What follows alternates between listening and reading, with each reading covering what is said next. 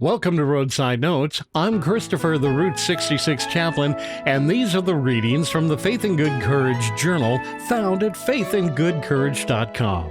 These are stories for and from the road, a little grace for the miles ahead, and always reminders that hope still travels with us.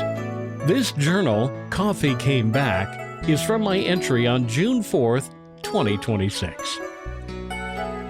Coffee came back while I was sitting at a Route 66 diner watching the quiet rhythm of the morning unfold. The kind of place where the plates clink softly, the coffee keeps coming, and nobody's in too much of a hurry. The waitress walked up and smiled in a way that she told me that she just wasn't being polite. She said she had listened to the last episode of Healing Highway and really enjoyed it. Then she added she was really looking forward to the new Roadside Notes coming out on Thursday. I smiled back, surprised and very much grateful. You never know who and when people are listening.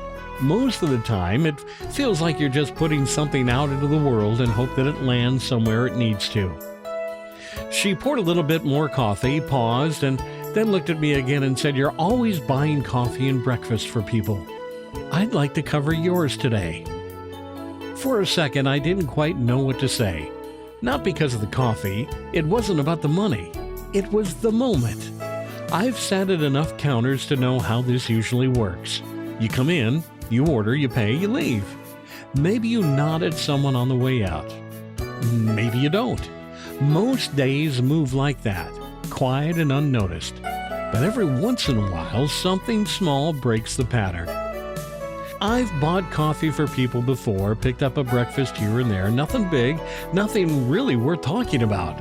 Just those small moments where you feel like maybe you could leave things a little bit better than you found them.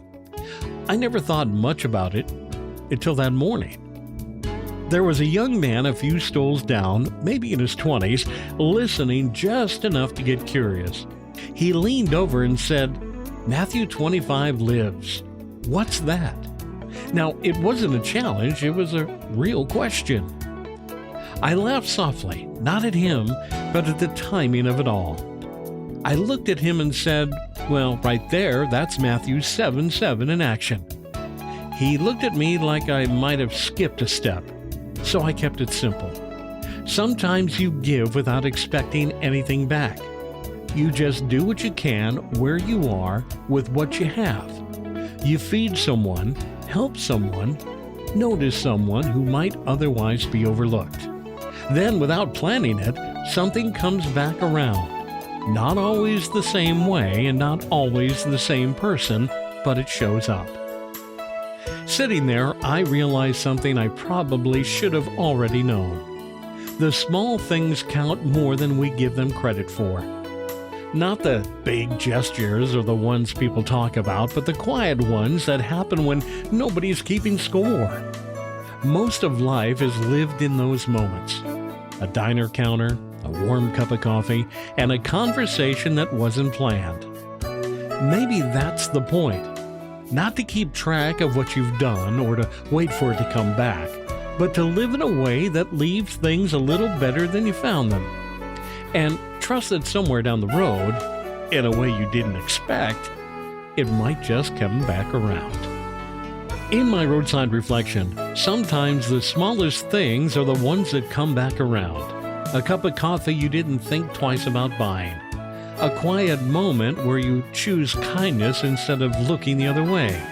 Those things don't disappear. They move. You might not see where they go, and you definitely won't control how they return. But every once in a while, life hands you a moment that reminds you it mattered.